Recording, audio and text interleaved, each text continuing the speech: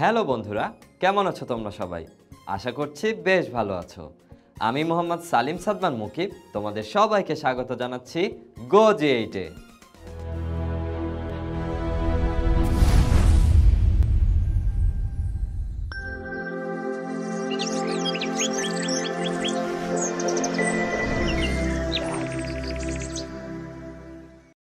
বন্ধুরা, তোমরা অনেকেই নিশ্চয় শুনেছ আমাদের বাংলাদেশ ষড়ঋতুর দেশ। তবে 6 ঋতুর দেশ হলেও বাংলাদেশের 3টি ঋতুই প্রধান। ঋতু 3টি হলো গ্রীষ্ম, বর্ষা ও শীত। আবার বাংলাদেশের একটি বড় অংশ গাঙ্গেয় সমভূমি অঞ্চলের অন্তর্গত। বাকি অংশে ছোট বড় অনেক বন দেখা যায়। বাংলাদেশের মোট আয়তনের শতকরা 10 ভাগই হলো বনাঞ্চল। আর আজকের পর্বে আমরা এই বিষয়ে আলোচনা করব। বন্ধুরা, আজকের পর্বে আমরা একাদশ দ্বাদশ শ্রেণীর জীববিজ্ঞান প্রথম পত্র বইয়ের দ্বাদশ অধ্যায় জীবের পরিবেশ, বিস্তার ও সংরক্ষণ থেকে বাংলাদেশের বনাঞ্চল সম্পর্কে জানব। আমাদের আজকের আলোচনার বিষয়বস্তু হলো চিরসবুজ ও উপচিরসবুজ বনাঞ্চল, পত্রঝরা বা পর্ণমোচী বনাঞ্চল এবং ম্যানগ্রোভ বনাঞ্চল। তাহলে চলো বন্ধুরা, শুরু করা যাক। বন্ধুরা, বনের ধরন অনুযায়ী বাংলাদেশের সমস্ত বনাঞ্চলকে 3টি ভাগে ভাগ করা যায়। এগুলো হলো চিরসবুজ ও উপচিরসবুজ বনাঞ্চল, পত্রঝরা বা পর্ণমোচী বনাঞ্চল এবং ম্যানগ্রোভ বনাঞ্চল। বন্ধুরা, প্রথমে আমরা আলোচনা করব চিরসবুজ ও উপচিরসবুজ বনাঞ্চল সম্পর্কে। এই ধরনের বন চট্টগ্রাম, পার্বত্য চট্টগ্রাম ও সিলেট অঞ্চলে অবস্থিত। আর এই ধরনের বনের কিছু বৈশিষ্ট্য আছে। চলো এবার আমরা সেগুলো সম্পর্কে জেনে নিই। চিরসবুজ ও উপচিরসবুজ বনাঞ্চলে বাৎসরিক বৃষ্টিপাত 225 সেন্টিমিটার থেকে 500 সেন্টিমিটার এবং এখানকার বাতাসে জলীয় বাষ্পের পরিমাণ বেশি থাকে। এখানকার মাটিতে হিউমাসের পরিমাণ অধিক এবং মাটি অ্যাসিডিক হয়ে থাকে। এই ধরনের বন অপেক্ষাকৃত ঘন। এই বনে ছোট ছোট পাহাড় ও মাঝে মাঝে খাদ দেখা যায়। এখানকার অধিকাংশ উদ্ভিদ চিরসবুজ প্রকৃতির হয়। বন্ধুরা, এই পর্যায়ে আমরা চিরসবুজ ও উপচিরসবুজ বনাঞ্চলের প্রধান প্রধান উদ্ভিদ সম্পর্কে জানব। এখানকার সবচেয়ে উঁচু বৃক্ষের মধ্যে রয়েছে সিভিট, গর্জন। আর দ্বিতীয় পর্যায়ের বৃক্ষের মধ্যে রয়েছে নাগেশ্বর, বাটনা, পিতরাজ, চাপালিশ, উদাল ইত্যাদি। তাছাড়া এই বনে প্রচুর পরাশ্রয়ী উদ্ভিদ, কচু জাতীয় উদ্ভিদ ও বিভিন্ন প্রজাতির ফার্ন উদ্ভিদ জন্মে থাকে। বন্ধুরা, পার্বত্য চট্টগ্রামের অনেক দুর্গম ও বিস্তর এলাকা নিয়ে বাঁশবন অবস্থিত এবং চট্টগ্রাম ও পার্বত্য চট্টগ্রামে রয়েছে সেগুন বন।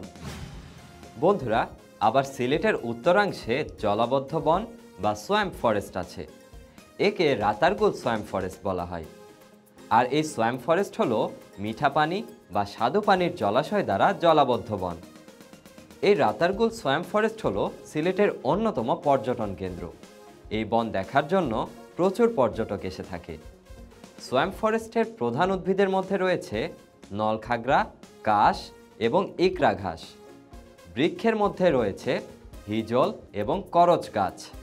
তাছাড়া বাংলাদেশের একমাত্র বন্য গোলাপ এখানেই পাওয়া যায়।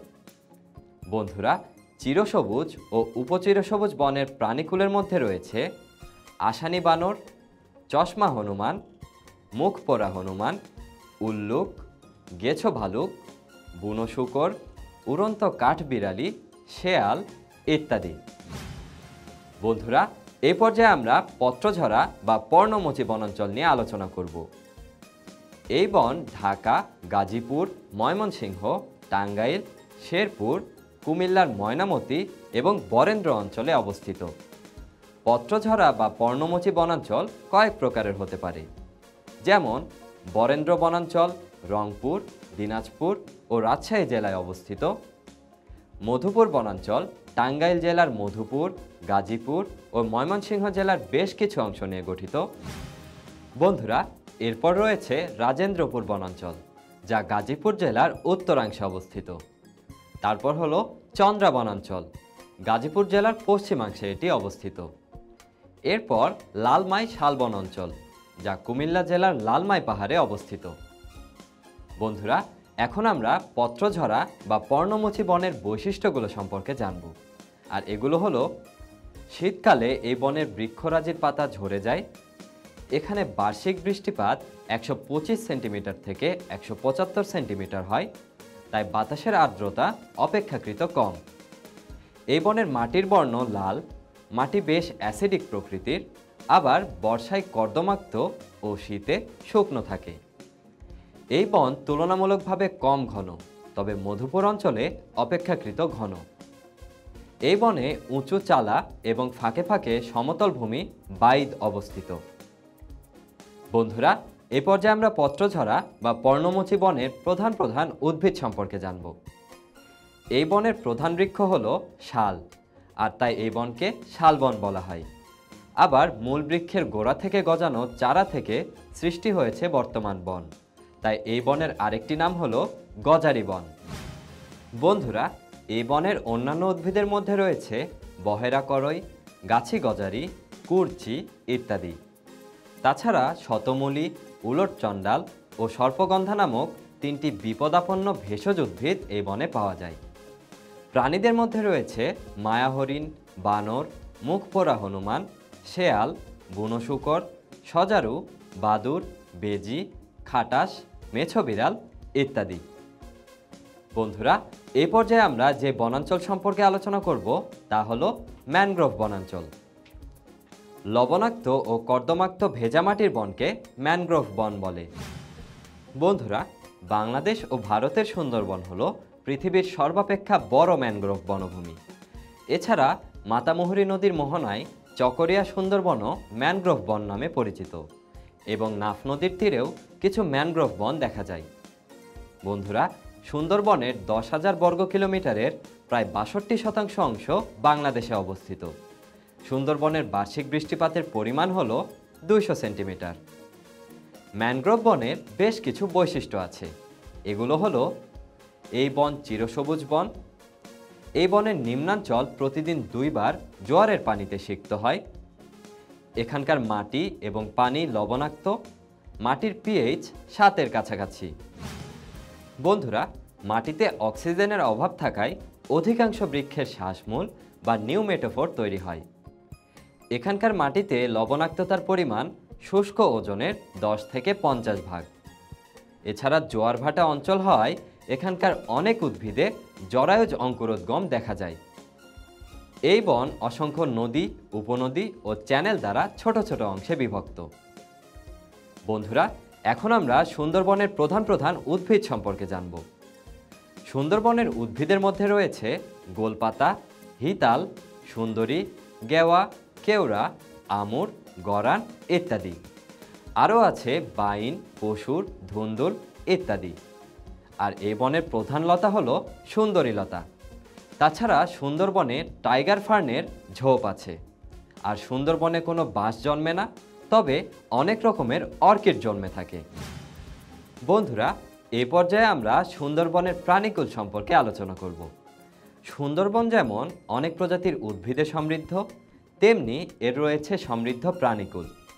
এখানে স্থলভাগে রয়েছে 289টি প্রজাতির প্রাণী এবং জলভাগে রয়েছে 219টি প্রজাতির প্রাণী। এছাড়া আরও আছে 315টি প্রজাতির পাখি। তোমরা নিশ্চয় জানো আমাদের দেশের জাতীয় পশু হলো রয়্যাল বেঙ্গল টাইগার, আর সুন্দরবনের প্রধান আকর্ষণই হলো এই রয়্যাল বেঙ্গল টাইগার। তাছাড়া এখানে আরও রয়েছে হরিণ, বানর, লোনা পানির কুমির ইত্যাদি। এখানকার জলভাগে রয়েছে 120 প্রজাতির মাছ। বন্ধুরা, এছাড়াও আছে বনমোরগ, অজগর, বাদামি কাঠবিড়ালি, বুনো শূকর, পেরাবন সাপ ইত্যাদি। বন্ধুরা, সুন্দরবন হলো একটি world heritage site. World heritage site বলতে বিশ্ব ঐতিহ্য এলাকা বোঝায়। সুন্দরবনের 3টি বন্যজীব অভয়ারণ্য নিয়ে এই ওয়ার্ল্ড হেরিটেজ সাইট গঠিত। এর আয়তন হলো 1400 বর্গ কিলোমিটার, যার মধ্যে 910 বর্গ কিলোমিটার হলো বনভূমি, আর বাকি 490 বর্গ কিলোমিটার হলো জলাভূমি। বন্ধুরা, আজ তাহলে এ পর্যন্তই। আগামী পর্বে আমরা নতুন বিষয় নিয়ে আলোচনা করব। সে পর্যন্ত সবাই ভালো থেকো, সুস্থ থেকো এবং অবশ্যই গো জে8-এর সঙ্গে থেকো।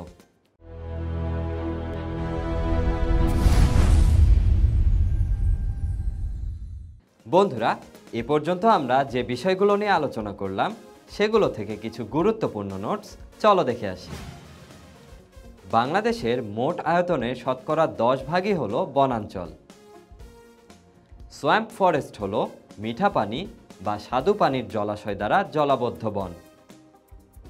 রাতারগুল সোয়াম্প ফরেস্ট হলো সিলেটের অন্যতম পর্যটন কেন্দ্র। লবণাক্ত ও কর্দমাক্ত ভেজামাটির বনকে ম্যানগ্রোভ বন বলে। বাংলাদেশ ও ভারতের সুন্দরবন হল পৃথিবীর সর্বাপেক্ষা বড় ম্যানগ্রোভ বনভূমি। সুন্দরবনের 10,000 বর্গ কিলোমিটারের প্রায় 62% অংশ বাংলাদেশে অবস্থিত।